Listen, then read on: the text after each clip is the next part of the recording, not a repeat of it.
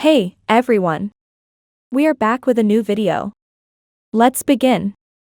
Sihan, Xian, and Alita enjoy having an ample amount of pills that help increase their fighting energy. It's an expensive pill like protein powder for muscles but for fighting energy, that the three were only able to have such freely because of Keltron's resources. It helps Sihan in regaining his energy enough to the master rank along with helping Alita feel better about hers. Sihan thinks about how this rate of regaining his energy can help him face Jexengord much sooner. Some maids usher Sihan into Keltron's office, who explodes on Sihan for being so late on arrival and not obeying him right away. But as soon as the maids leave, he falls on his knees bowing and welcoming Sihan. Sihan, amused by all this, sarcastically praises Keltron's acting skills, making it seem all so natural. They then get to the point where Keltron, upon Sihan's request, looked for potential people who could go against Jexengord and are not happy with his rule. He prepared a list of those with power enough to support them. Keltron discusses how he's sure everyone will support Sihan over Jexengord anytime, but his appearance in public would mean the other kings knowing about him and his revenge and having potential time to face Sihan, and obviously all of them facing Sihan would be hard to deal with. Keltron then expresses his great idea of bringing down Jexengord's rule by having all of the citizens against him, to which Sihan kind of laughs at the irony of this coming from someone who was just recently Jexengord's strongest ally. Sihan still wonders that the backlash for Jexengord still isn't as strong as he expected it to be, which means Jexengord also still would have considerable support due to being a revolutionary hero. Keltron explains how Jexengord rules over the Black Lion Knights directly, which is why they are in Stroh's support and loyalty to him, with an army around 30,000. Sihan recalls the events of the expedition, thinking to himself that there may be some knights who don't exactly worship Jexengord. Keltron then mentions the aristocrats who are loyal and have the core authority to the administration. Sihan is interested in this one and asks about the center person of this since it should be attacked first. Keltron just raises his hand that it's him. They then talk about the best fit option to turn over the kingdom's rule, to which Keltron agrees, but shares a concern about that person treating him like trash and really hating him. None other than Ains.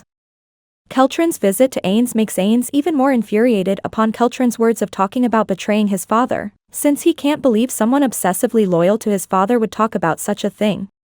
Keltron thinks to himself that he'd never have thought of this idea if it weren't for Sihan, but he obviously cannot disclose that to Ains. Ains calls Keltron a parasite, asking him to get to the point. Good with words, Keltron agrees to Ains that he indeed is a parasite but the one who knows how to choose a good host, and he believes that Jexengord's rule is already coming to its end. Ains warns Keltron of not thinking about this as a joke. Keltron darkly says that it's not patriotism or the tortured citizens he cares about, his concern is having his own luxury and benefits retained. The reduction of suffering of the citizens would just be an added benefit to this. Ains questions why Keltron thinks his father's rule is to be short-lived, to which Keltron makes Ains realize that he's the weakest of the 6 kings and one wrong or weak move and either Lilstein or Anasius Empire would betray him and take over just like they tried during the Kagan War. He emphasizes that there's no friendship left between the heroes of world, and the kingdom won't last if Jexengord doesn't step down. Leaving Ains in thoughts, Keltron laughs to himself in mind, thinking of how he already knew that and planned on selling the nation out and running away, but by the courtesy of Sihan, he now has gotten the role of a patriot that's also serving better than before for him than his plan of being a traitor. Ains comes out of his thought and questions, what does Keltron think of gaining from all this, since he's very much aware of Ains' disgust for him, so it's very likely that he'll snatch all of Keltron's luxury and status from him. Keltron calmly responds to this with a pause, telling the prince that he is a tool for the king. If the king wants loyalty and proper rule for the kingdom, he'll support it, but he'll still support the king if he wants to be selfish and tyrant. He'll simply follow whatever the king wills like a robot, with no mind of its own. He gets serious with his words, telling Ains that Jexengord wanted greed and tyranny from him, and he got it, and whatever Ains will want from him, he'll do it too. So what is it that Ains would request him of? Ains is super annoyed at Keltron for his words sure make sense to him. Keltron then gets up to leave after completing his agenda. While walking away, Keltron lightly mentions of Layla being a queen, the king's wife. This hits Ains right in the nerve, who questions what Keltron is implying. Keltron turns with a sly smile, mentioning that only the person with the title of the king can claim the queen. In Keltron's palace, Sihan is relaxing while reading a book, thinking of the day as nice and peaceful when a sudden scream startles him. Moving towards Alita and Xion, a panicked Alita questions Sihan on what should she do, referring to an injured, passed-out Xion. If you guys are new to the channel, I got you covered with all good content like this, so feel free to hit that subscribe button and join us on the road into greater heights. And if you guys enjoy the video or if you guys find it interesting, let me know by dropping a like on it as well, which would be seriously appreciated. Let's continue. Sihan shakes an unconscious Xion to get a grip on himself, questioning what's wrong with him when Alita nervously starts explaining the incident. Xion was happily engrossed in his plants while Alita was analyzing her strengths and practices, finally feeling a bit ready to try some stage 1 spells like creating magic fire. She used her now created spell book to read the spell, starting to feel fire around her fingertips, but her excitement was short-lived till she realized that the fire she's created is not controllable to her. Trying to divert it, the fire started directing at Xion, and in trying to save him she changed the fire's direction. But that resulted in the death of Xion's true love next to Sihan, the crops he harvested. Hence why, Xion wasn't actually hurt but just passed out due to the shock of losing his plants. Sihan just listens to it all with dead expressions, not knowing what to say of it, while Xion wakes up and whines holding the remains of his plants about how it should have been him and not the plants.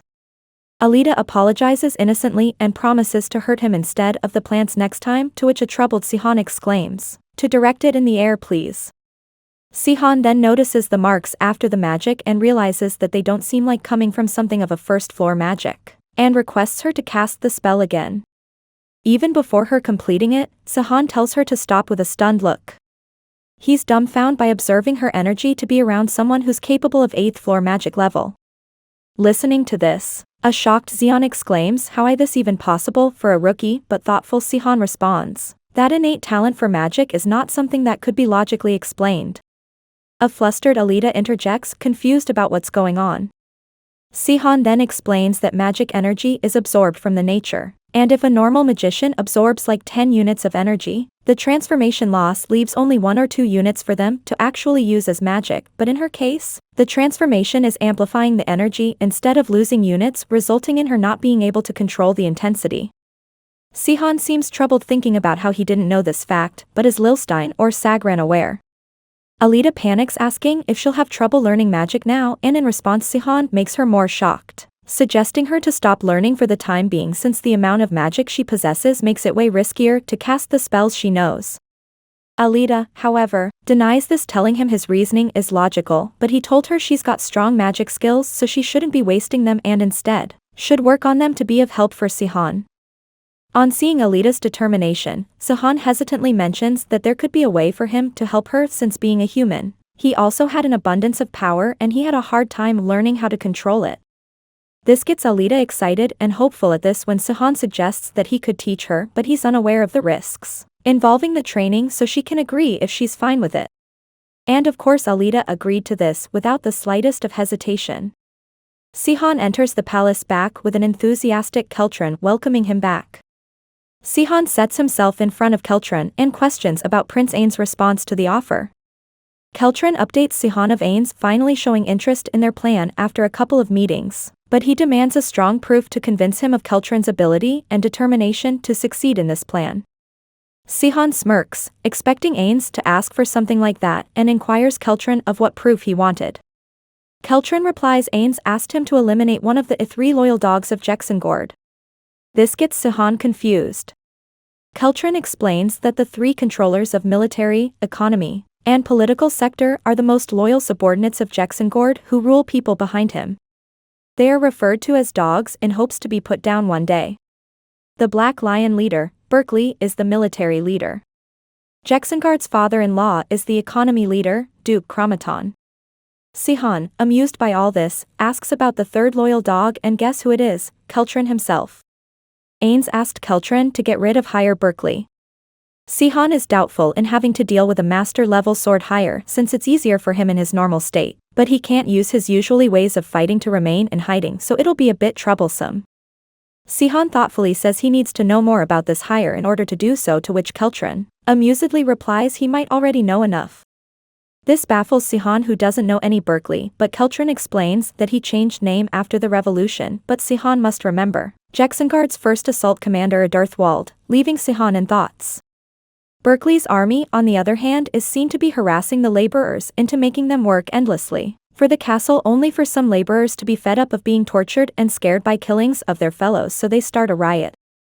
The news reaches Berkeley, who is also told that some of the former knights from Jexengard's revolutionary army have been a part of the slaves, and those are the ones fighting. To this information, the arrogant Berkeley blames them for losing their prides and gets set to DEA with the issue on his own. The leader of the riot turns out to be one of the master-ranked sword hires from Jexengard's revolutionary army of back then, Captain Delarth.